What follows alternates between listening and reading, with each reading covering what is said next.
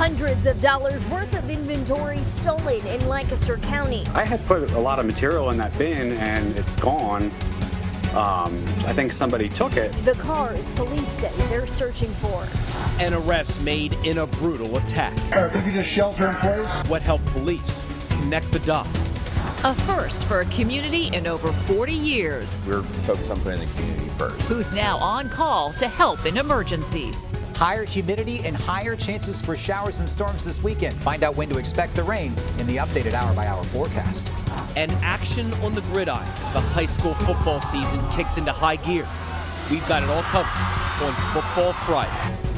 New tonight in Lancaster County, the East Cocalico Township Police Department's investigating a string of thefts from businesses' parking lots over the past 2 weeks. Welcome to News 8 at 11. I'm Lori Burkholder. And I'm Jerry Gish. Police say the first theft happened on the first block of Denver Road when a gold Jeep Grand Cherokee drove to a business and stole 2 rolls of wire before fleeing the scene. And the second incident happened today. News 8's Taylor Hess joins us now live with what we know about this. Taylor. Yeah, Jerry, Lori, well, police say it appears that same car, along with another one, drove here to Stone Mill Road and stole from this business right here behind me around 3:20 this morning, which we now know right behind me, this is KCM Welding. I went back and I went through the footage, and at 3:19 in the morning, there was 2 vehicles that had pulled into the parking lot. Those 2 vehicles, a gold Jeep Grand Cherokee and a Subaru Crosstrek, each with a driver that police say exited their cars to steal from KCM Welding's scrap metal bins. Our aluminum bin was outside, and the owner, Keith, had came to me this morning and he said, hey, I had put a lot of material in that bin and it's gone. I think somebody took it. That's when Tyler Culp scoured through their security footage, identifying the cars before contacting police. This morning, they probably got about $300 in scrap value. And Tyler says this might not be the first time their shop was robbed by the pair. One of our other employees said, oh, well, now that I think about it, 2 weeks ago, I thought that you guys took the scrap bin to the recycling plant to turn it in because it was empty. The company is going through footage they have from that day to see if the same cars did in fact pay them a visit. To help with their search, the shop posted this on social media and informed nearby businesses about the investigation. We're hoping that with the information that we have, that somebody will be able to provide some type of tip that might actually lead us to the person that's doing this. Until then, their hope is that others take extra precaution. Keep a kind of an inventory of your surroundings and keep your stuff locked up as much as possible.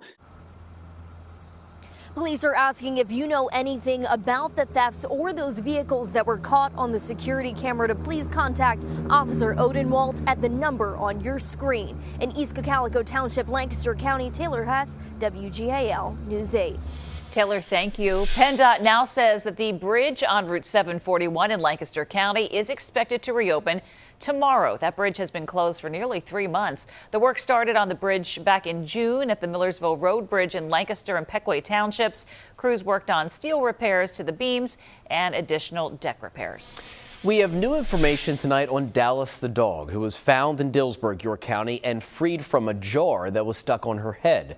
The Canine Rescue of Central PA says she tested positive for 2 different tick diseases today and is now being treated with antibiotics. However, the rescue says her lab work is right where it should be, and her foster parents have been giving extra fluids for her in the form of broth and ice cubes.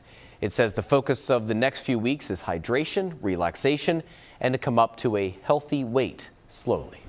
Well, tonight, taking a live look across Lebanon, York, Carlisle, and Gettysburg. A comfy and pleasant evening. Just a fabulous Friday as we head into the weekend. For the rest of the forecast and what's on tap, let's go to meteorologist Ethan Houston. Finally, some sunshine out there across the Susquehanna Valley. First day in 11 days, we had a sunny day. 71 right now for you folks in Harrisburg. Still feels comfortable with dew points in the upper 50s. Since we have clear skies, all is quiet on the radar. It's going to stay that way through the night tonight and for most of our Saturday. Look for another cool night out there with some patchy fog, but most of us will just see a few passing clouds with lows near 60 degrees. It's going to be a refreshing start to our Saturday with temperatures in the 60s, but the stickiness builds back in across the region with some clouds bubbling up tomorrow afternoon with highs back into low to mid 80s, and it's also going to be breezy. It's on Sunday. We'll have better chances for some spotty showers in the morning, and then scattered showers and thunderstorms are possible during the afternoon with muggier conditions with once again highs in the 80s. So the highest chances for those showers and thunderstorms for the weekend will be Sunday afternoon and evening. Could see a few showers linger into Sunday night and also into Monday morning. Made it to 82 for our high today. Started the day off at 61. We are at 64 in Lebanon, currently down to 63 in Lancaster. But temperatures are seasonal along the East Coast, still quiet across the East Coast. But if you are heading to the beach, be advised dangerous rip currents are out there along with rough surf as what's left of Aaron continues to pull away from the U.S. So high pressure, large and in charge for us. It's just going to scoot out to sea. That's going to allow the winds to change direction, making for a breezy, sticky day by tomorrow afternoon. Could see an isolated shower if you're watching us up into Mifflin County, into Franklin County. Better chances for isolated showers will be around Sunday morning. And then this cold front works its way in from the northwest. Notice by Sunday evening, we could see some pop-up showers and storms, with the best chance for those being for areas along and to the northwest of I-81. So it's going to be a stormy end to our Sunday with scattered storms. Everybody's going to see the rain. Could see some showers lingering into Monday, and then cooler, drier weather will be around for much of next week with highs in the 70s and lows in the 50s. We're back up to near 80 degrees again as we get closer to next weekend. All right, Ethan, thank you. Well, new details tonight following a major crash involving a tour bus where 5 passengers died and many others were injured. We have people ejected and people possibly under the bus. Yeah, this happened just after 12:20 this afternoon on Interstate 90 near Pembroke, near New York. Multiple people were thrown around or out of that bus when it overturned into the ditch there. Officials are calling it a mass casualty event. 54 people were on board, including 2 employees of the bus company M&Y Tour Inc. Their ages range from 1 to 74 years old. New York State Police describe what happened. The operator lost control of the bus, exiting the roadway and rolling the tour bus. Tragically, multiple people were ejected from the bus, with 5 people deceased at the scene. And we don't know the identities of those 5 people who were killed, but as of right now, none are children. Mechanical failure and operator impairment have been ruled out as the investigation continues. After mounting pressure, the Department of Justice released the transcripts and audio interviews with Jeffrey Epstein associate Ghislaine Maxwell. That conversation over a 2-day period was between Maxwell, her counsel, Deputy Attorney General Todd Blanche, and others from the Justice Department at a federal prison in Tallahassee. During the interview, Maxwell was asked if she ever witnessed any inappropriate behavior by Donald Trump when he was at Epstein's house. Maxwell told the deputy AG that she did not ever see Trump act inappropriately. I actually never saw the president in any type of massage setting. I never witnessed the president in any inappropriate setting in any way. The president was never inappropriate with anybody. In the times that I was with him, he was a gentleman in all respects. She also said she doesn't believe Epstein died by suicide, adding if it was a murder, she thinks it was internal within the prison. Not long after the interview, Maxwell was moved to a lower security prison. State police have found a Lancaster County man they say assaulted a woman at her front door in Lancaster County.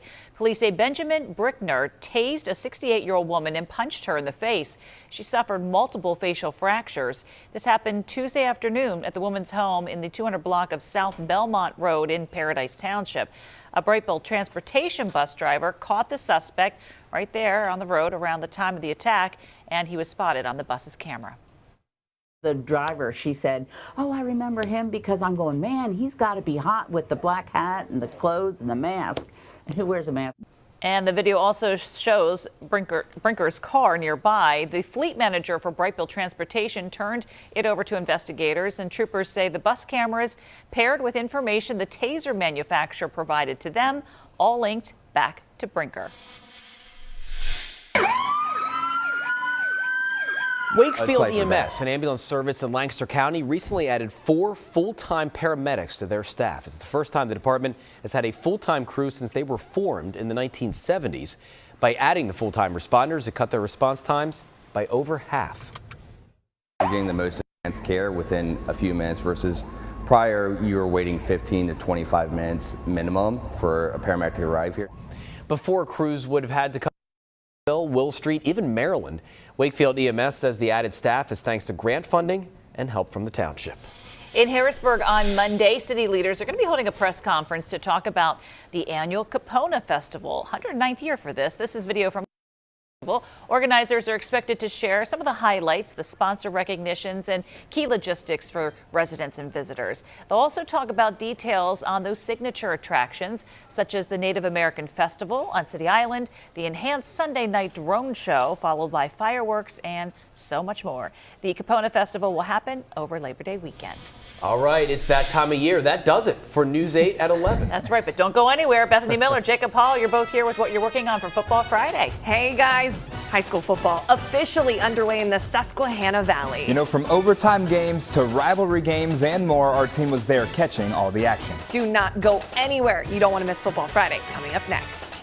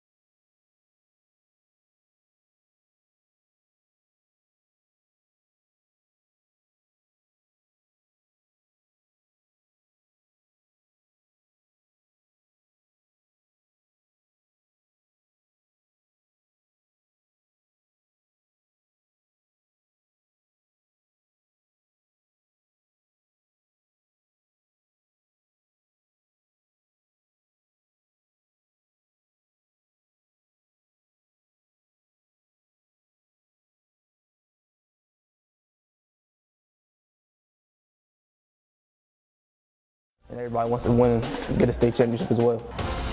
It's not last year, it's a new year. Bring the boom every time. It's going to be a great time. What you accomplished last year does not mean that it's given to you again. I look forward to seeing those battles, seeing how it turns out then on Friday nights. No easy games.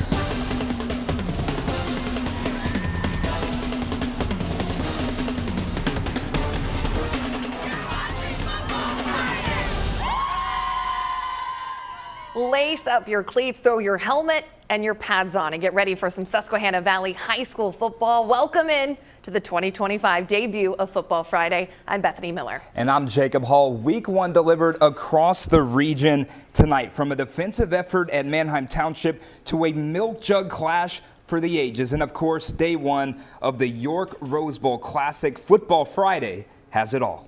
But first, we begin tonight with a fan vote. We asked you at home to tell us who would take this trophy home tonight, the infamous milk jug. Where do you think it's going? nowhere. A whopping 64% of you think the Milk Jug is staying with the Pioneers. Let's see if you were right. The Golden Mules, a lot of hype coming into this season, haven't won this game since 2022. Can Lampeter Strasburg reload after last year's historic season? That's what it's for right there. Asher Jones would do it all himself in the first quarter. Pioneers knocking on the door. The quarterback is going to keep it for the touchdown. LS up 7-0. But Solenko, they'd answer. It is a tie game, and Golden Mules get the ball back. Chase Sensening needs just one snap, one deep throw, and Eric Cook. Look at that. Solenko on top 14-7 after that touchdown. Pios would add a field goal from there. Peter Furiello to cut the deficit. They want more. They're going to get it here. Jones to Colby to Jessa. Battles his way in for pay dirt. And as you can see there, this game would go on to overtime. A stunner for the Milk Jug tonight. It's staying home for the third year in a row. Pioneers win on a PAT 45-44. Now to Millersville, Conestoga Valley and Penn Manor battling. Sawyer Espenshade back after his 2,000-yard season in 2024. The senior QB got right to work after halftime. Hits Connor Fisher over the right side in the end zone there. That's a touchdown. The Buckskins take a 21-0 lead over the Comets. First-year head coach Jordan Clark trying to find an answer for Penn Manor, but I don't know if there's an answer for this. Espenshade to Cordell Bear, who mosses two defenders, comes down with it in double coverage. Touchdown, Buckskins. And that was your final score of this game. Conestoga Valley, they win in shutout fashion over Penn Manor 28-0. Let's move now to two opponents that know each other quite well. Manheim Township eliminated Cumberland Valley from last year's district tournament, but it's a different looking Blue Streaks team coming back in 2025. You can see right there, it's a punt by CV. Township's going to drop it. It'll be recovered by Cumberland Valley's Danny Hertzler, but Zach Baumberger with the play of the night, and interception in the end zone. That saves the score there. Check it out. The last play of this game, Township's leading 7-0. Can the Eagles score? Quarterback Colton Stamey is going to slip and run out of time here. This one all defense tonight. Manheim Township, 7-0. It's a big win for the Blue Streaks. Now across town over to Manheim Central. The Barons hoping for a bounce back year hosting West Philadelphia tonight. Late first quarter, Caleb Moyer runs it in from just a few yards out. Barons up 21-8. Now we go, though, to the second quarter. Gavin Janigan finds Javier Morales. Nice touchdown there. Stays inbounds down the sideline, breaking a couple tackles. The Barons up 28-16. This game went down to the wire, but Manheim Central escapes with a 47-42 win. High scoring there. Now down to York County, wrapping up our second fan vote of the night. Who are you most looking forward to seeing out at the York Rose Bowl Classic? The winner is the Bearcats and the Panthers. Just over 50% of you want to see that crossover clash. But before we get to those highlights, 2 days, 6 football games. What could be better than that? And we start first with a cross-league battle. York Adams Southwestern facing off against the Mid-Penns Susquehanna Township. Susquehanna Township up big in the first half. Rakai Seville takes the handoff, slips a tackle, and gets in the end zone from just 6 yards out, 28-0. But Southwestern, to their credit, not going away. Third quarter, quarterback Wyatt Carbaugh keeps it himself, finds a crease. He's even, and he is leaving. He wins a foot race all the way to the end zone, an 88-yard score to get the Mustangs on the board. But the very next possession, Susquehanna Township quarterback Torrin Evans says, "It's my turn now." He scores on a quick QB run of his own. That made it 35-7. Susquehanna Township, they would go on to win this one, Bethany, 42-14. Big score there, and this was the matchup the fans wanted to see the most. The Bearcats and the Panthers, York High and Central Dauphin East wrapping up day one of the York Rose Bowl Classic. The Bearcats defense, a big play in the first quarter. This is Miguel Colon jumping the route, comes down with the ball for the interception, fired up. But could the offense capitalize on the turnover? Be a defensive battle early. Late first quarter, CD East would get on the board there. It's Avery Romaine punching it in from inside the 5, 7-0 Panthers after the PAT. York, though, would have a response on the ensuing possession. It's quarterback Najee Still going to fake out the defense and the cameraman with the read option, spins out of a tackle into the end zone. Still would throw a dime on the 2-point conversion. Check it out here. York would lead 14-7 at the half. Central Dauphin East, they do go on to win, Jacob, 36-20. That cameraman may or may not have been me, but that's beside the point. Now from York County to Dauphin County, a battle of the Falcons tonight. Cedar Crest and Lower Dauphin. Lower Dauphin leading 14-13 out the half. They keep it going in the third. Chase Goodard intercepts the pass. The Falcons, they capitalized it, punching it in a few plays later, and Lower Dauphin is up 21-13. But the fourth quarter was all Cedar Crest. Isaiah Zimmerman takes the handoff and runs 39 yards to the house. That's 21-19 rather. Lower Dauphin. The next drive, it's Zimmerman again, straight up the middle. Another score for him. Cedar Crest, they would hang on to win this game 25-21. What a play there. Well, before we had to break, I smell something. It's sweet. Oh no, that's just the Cocoa Bean Bowl. Spartans and Trojans opening up week 1 with a rivalry game. Overload of chocolate here. Hershey gets the scoring started. Cameron Sweeney shakes off the tackle. He is off to the races. 49 yards to the house. That's an early 7-0 lead for Hershey. But Milton Hershey's turn now, and Kamari Cooper is going to lob this ball up. Check it out. He's going to find Jaden Soko. 55 yards on the dime. That'd be a touchdown. They do still trail, though, 14-7. Hershey, though, not be stopped. It's Cam Sweeney again. His second of 4 touchdowns. This one, 7 yards. Hershey goes on to win the Cocoa Bean Bowl 42-26. And that is not all. Highlights from more games across the Susquehanna Valley are coming your way. And we're calling them the Road Warriors, a deeper look inside Steel High's mindset as the team gears up for a season away from home. Football Friday. We'll be right back.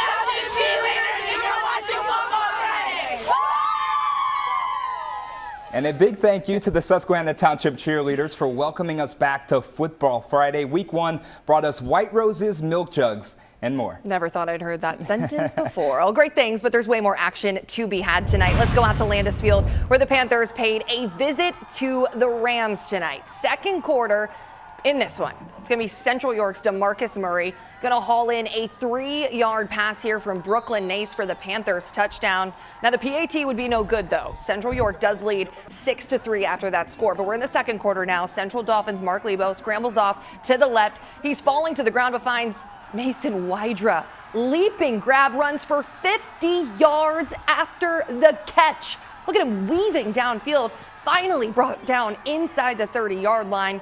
But in the second quarter, in that same drive, Central Dolphins' Isaac Hodson would finish off the drive. 12-yard touchdown. The PAT, though, would fail. Central Dauphin would lead 9-6 at the half. But the Rams, that would be the end of the winning. Central York does come from behind in the second half to win this game, 23-9. Getting in the win column, that's all that matters. Some more cross-league clashes, this time between York Adams and Lancaster Lebanon, Red Lion and Ephrata. The first quarter, Lions on offense. Mason Platts back to throw, going to throw it up there. Make the catch is Octavius Thompson, a touchdown for Red Lion. The extra point, however, was no good. Second quarter, Ephrata moving the ball well. Carson Martin to Jaden Artis, and he runs it in. Great touchdown run there. The PAT is good for the 7-6 lead. The Mountaineers, they would go on to roll over Red Lion. The final 45-6. Well, moving along now to Eastern Lebanon County. The Bulldogs and Raiders going head-to-head in this one. West York, they're going to make it 35-7 after a PAT here. Short pass from Jensen Ferber down the middle to Jamin Garnett. Racks some yards up after the catch. Later, Elko at around midfield trying to make a pass of their own. Down the sideline, but look out. That's an interception. Brennan Leitner, what a catch there. West York just a few yards out now here with the sweep and short run by Saban Kramer into the end zone. Bulldogs go on to rout the Raiders tonight. The final 42-7. And our final game of the night out in Camp Hill, Lancaster Catholic on the road facing Camp Hill. Third quarter of this one, Lancaster Catholic's J.J. Boas finds Colton Henniger in the end zone, who makes an incredible 21-yard touchdown catch. The PAT blocked. Lancaster Catholic led 29-7. Now, later on, Lancaster Catholic's Chris Baumler catches a floater, takes it in for the 10-yard score. More from him in just a second. As promised, we're in the third quarter. They got a handshake, too. Got to throw that in there. Third quarter, Baumler with a house call. This one, he's running 38 yards to the house. The junior had himself a day. Lancaster Catholic wins big in this one, 43-7. Whew, those Crusaders. Well, while most teams in the Susquehanna Valley begin their seasons tonight, tomorrow, Steel High is going to have to wait until next week to hit the field for the first time. That's right. This season, the Rollers will face challenges that the program hasn't faced in its 100-plus-year history. Around here, football is a 24/7, 365-day thing. We're here day in, day out, working, grinding. Over the last 5 seasons, few programs in the state of Pennsylvania have had the same success as Steel High. It's traditional. It's like we have to win. It's not just like it's a title town. The Rollers have won 3 state titles and 5 consecutive district titles. But something that will be different about this season, they will not play a single home game after the turf at War Veterans Memorial Field was deemed unplayable. But I think our kids are playing for the purpose that they want to be recognized and be remembered for the team that brings light and positivity. During the playoffs, we're not going to be at home, so we just had to start getting that mindset that we're already in the playoffs, so we got to play every game at 110%. This team has faced adversity before, and it's something they are determined to overcome once again. When adversity hits, we're there to fight back. We're coming for it all. It don't matter. We can play in concrete, we can play in the ocean, we can play anywhere. We're just here to win it, and we can play anywhere, anytime. Anywhere, anytime. Ooh, That's a bars, great mentality, even in the bars. ocean. How about that? Now, the school district has launched a multi-phase revitalization project for the stadium, but no timetable has been set for its completion. The Rollers will take on Juniata next Friday night. Football Friday, we'll be right back.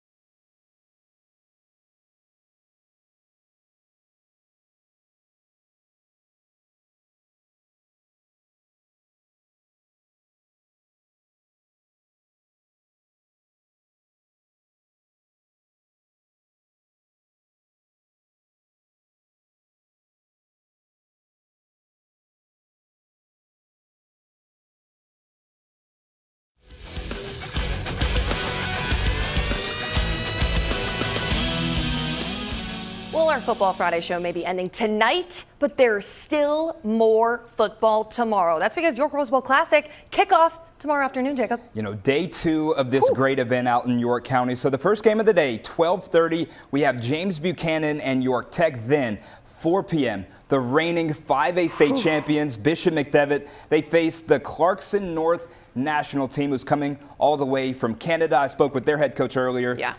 He feels really confident about their chances there tomorrow as well. Now, the nightcap, Imhotep Charter versus Harrisburg. So that will be a very good matchup there. Really, it is the highlight of this showcase there in York. I can imagine standing room only for Imhotep Charter in Harrisburg. It's going to be packed. It's going to be so fun to watch. I got chills just thinking about it. All right, well, that does it for the first Football Friday of the season. Can't believe it. We'll be back with another edition next week. Same time, same place. We'll see you there. We send you into the weekend with a look back at some of the big plays. For Jacob Hall, I'm Bethany Miller. Our entire crew. Have a great night.